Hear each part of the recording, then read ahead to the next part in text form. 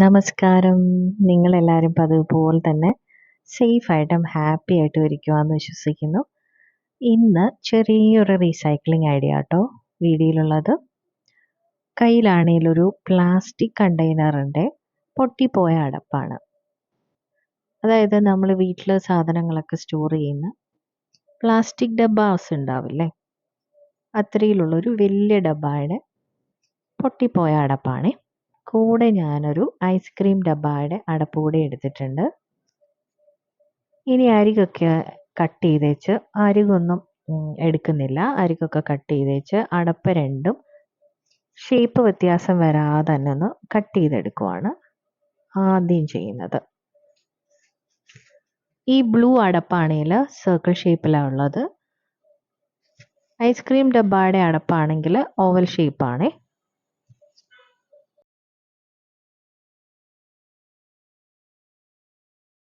അടപ്പ് രണ്ട് ഞാൻ കട്ട് ചെയ്തെടുത്തിട്ടുണ്ട്. ഇനി ഇതിൽ ആദ്യം വൈറ്റ് കളർ പെയിൻ്റാണ് ചെയ്യുന്നത്. ഈ അടപ്പയിൽ ഓൾറെഡി, അതായത് ഈ ഐസ്ക്രീം ഡബ്ബയുടെ അടപ്പയിൽ ഓൾറെഡി ഒരു യെല്ലോ കളർ പിക്ചറൊക്കെ ഉണ്ടല്ലോ, അതൊന്ന് കവർ ചെയ്ത് കിട്ടാനും. ഇനി വൈറ്റ് പെയിൻറ്റ് ഡ്രൈ അയച്ചാൽ അതിൽ വേറെ കളർ പെയിൻറ്റ് ചെയ്യുമ്പോൾ, അതായത് അതിൻ്റെ പുറത്തൂടെ വേറൊരു കളർ പെയിൻറ്റ് ചെയ്യുമ്പോഴാണ് ഒരു ഫിനിഷിങ് ലുക്ക് കിട്ടുക കേട്ടോ. അത് കാണാൻ കുറച്ചുകൂടെ ഭംഗി ഉണ്ടാവുക. അപ്പോൾ അതിന് വേണ്ടിയിട്ടാണ് ആദ്യം വൈറ്റ് കളർ പെയിൻറ്റ് ചെയ്യുന്നത്. ഇത് ഡ്രൈ ആകാതെ വേറെ കളർ ഇതിൻ്റെ പുറത്തൂടെ ചെയ്ത് കൊടുത്താൽ രണ്ട് കളറൂടെ മിക്സായിട്ട് വേറെ കളറാവും കേട്ടോ. അതുകൊണ്ട് ഉറപ്പായിട്ടും ഇത് ഡ്രൈ ആകണം. അപ്പോൾ ഞാനത് ഡ്രൈ ആകാൻ വെച്ചു അടപ്പ് രണ്ടും. എന്നിട്ടാണ് ഈ വീട് എടുത്തേക്കുന്നത്.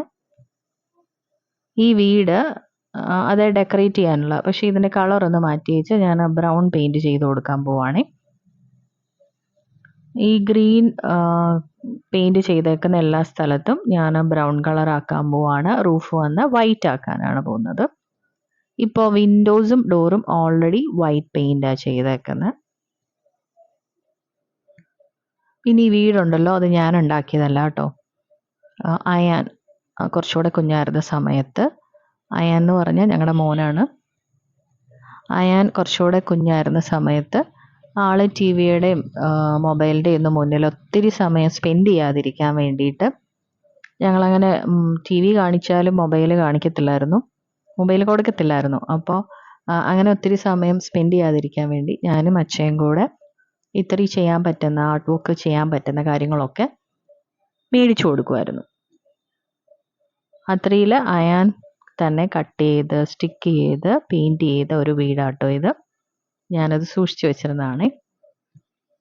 ഇപ്പോൾ മൊത്തത്തിൽ പെയിൻറ്റ് ചെയ്തെടുത്തു, പക്ഷെ കാണാൻ കുറച്ചുകൂടെ ഭംഗിക്ക് വേണ്ടി ഇതിൽ ഞാനൊരു ബ്രിക്ക് ഡിസൈൻ ചെയ്യാൻ പോവാണ്. അതിന് വേണ്ടിയിട്ട് ലൈറ്റ് ബ്രൗൺ ഷെയ്ഡ് ഉണ്ടാക്കിയിട്ടുണ്ട്. ബ്രൗൺ കളർ പെയിൻറ്റും വൈറ്റും കൂടെ മിക്സ് ചെയ്തിട്ടാണ് ഈ ഷെയ്ഡ് ഉണ്ടാക്കിയിരിക്കുന്നത്. ഇനി ഞാനൊരു പേപ്പർ ക്യൂബോയിഡ് ഷേപ്പിൽ കട്ട് ചെയ്തെടുത്തിട്ടുണ്ട്, അതായത് ബ്രിക്കിൻ്റെ ഷേപ്പിൽ കട്ട് ചെയ്തെടുത്തിട്ടുണ്ട്. ഇനി ഇത് കൊണ്ടാണ് ഞാൻ ബ്രിക്ക് ഡിസൈന് അതിനകത്ത് പ്രിൻ്റ് ചെയ്ത് കൊടുക്കാൻ പോകുന്നത്. ഈ പേപ്പർ ഇതിനകത്ത് മുക്കി വെച്ച് എന്താ പ്രിൻ്റ് ചെയ്യാത്തതെന്ന് വെച്ചാൽ, അന്നേരം പേപ്പർ മുക്കുമ്പോൾ ഒത്തിരി പെയിൻ്റ് ആ പേപ്പറിലാവും. അന്നേരം ആ ഡിസൈൻ കാണാൻ അത്ര ഒരു ഭംഗി ഉണ്ടാവത്തില്ല. അതുകൊണ്ടാണ് ഇങ്ങനെ ഞാൻ പെയിൻറ് അപ്ലൈ ചെയ്യുന്നത് കേട്ടോ. പിന്നെ ഈ വീഡിയോയിൽ മൊത്തത്തിൽ ഈ ബ്രിക്ക് ഡിസൈൻ കൊടുത്തു വരുമ്പോൾ ഏകദേശം കുറേ സമയം എടുക്കും. അതുകൊണ്ട് ഞാനൊന്ന് ഡിസൈൻ ചെയ്ത് കൊടുത്തേച്ച് വരാം.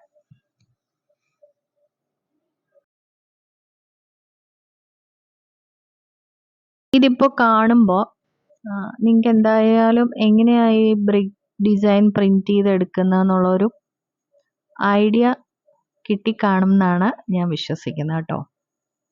അപ്പോൾ ഇതെന്തായാലും മൊത്തത്തിൽ ഒന്ന് പ്രിൻ്റ് ചെയ്തെടുത്തിട്ടുണ്ട്, ബ്രിക്ക് ഡിസൈൻ കൊടുത്തിട്ടുണ്ട്.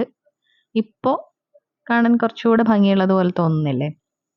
എനിക്കങ്ങനെയാണെന്ന് തോന്നുക കേട്ടോ. ഒരു പക്ഷേ ഞാൻ ചെയ്തതുകൊണ്ടായിരിക്കാം. എന്തായാലും നിങ്ങളുടെ അഭിപ്രായം കമൻറ്റ് ചെയ്ത് അറിയിക്കണം കേട്ടോ.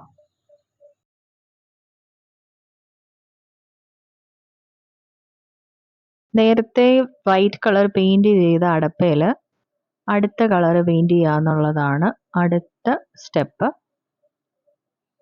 അപ്പോൾ ഞാനൊരു ലൈറ്റ് ബ്ലൂ കളറാണ് പെയിൻറ് ചെയ്യാൻ പോകുന്നത്.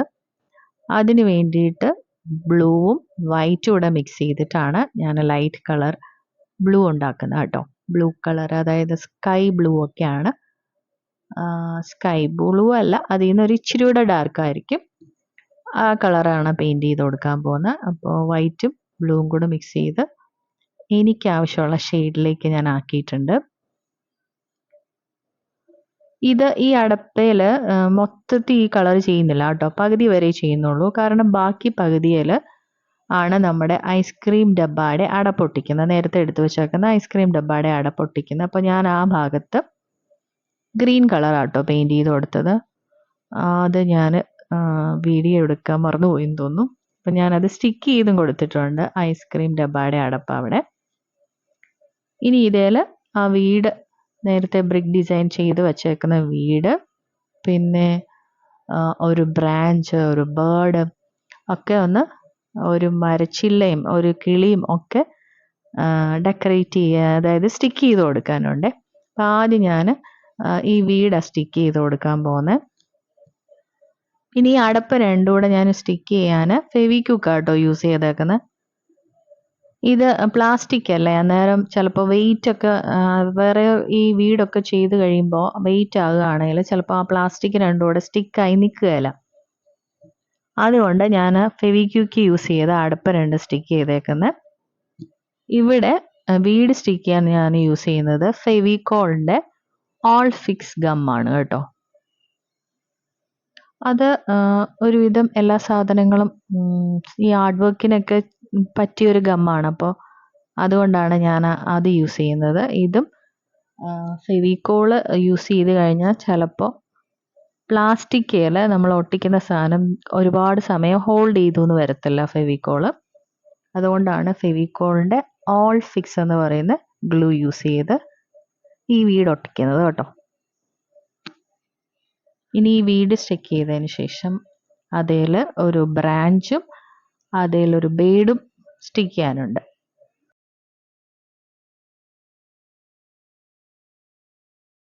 ഇതിൽ ഞാൻ എല്ലാ സാധനങ്ങളും സ്റ്റിക്ക് ചെയ്ത് കൊടുത്തിട്ടുണ്ട്. നന്നായിട്ട് സ്റ്റിക്കായും വന്നിട്ടുണ്ട്. ഇനി ഇതിൻ്റെ അരികിലുള്ള ഡെക്കറേഷനാണ് ചെയ്യാൻ പോകുന്നത്. അതിന് വേണ്ടിയിട്ട് സീഷെൽസ് ആണ് ഞാൻ യൂസ് ചെയ്യുന്നത്.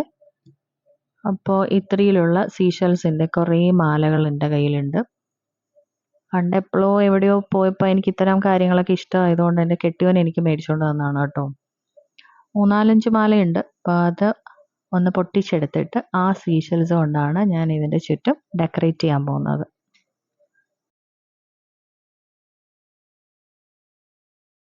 സീഷെൽസിൻ്റെ ആ മാല പൊട്ടിച്ച് വെച്ച് ഓരോരോ സീഷെൽസ് ആയിട്ടാട്ടോ ഇതിന് ചുറ്റും സ്റ്റിക്ക് ചെയ്ത് കൊടുക്കുന്നത്. ഇവിടെയും യൂസ് ചെയ്തേക്കുന്നത് ഫെവിക്കോളിൻ്റെ ഓൾ ഫിക്സ് ഗം തന്നെയാണ്.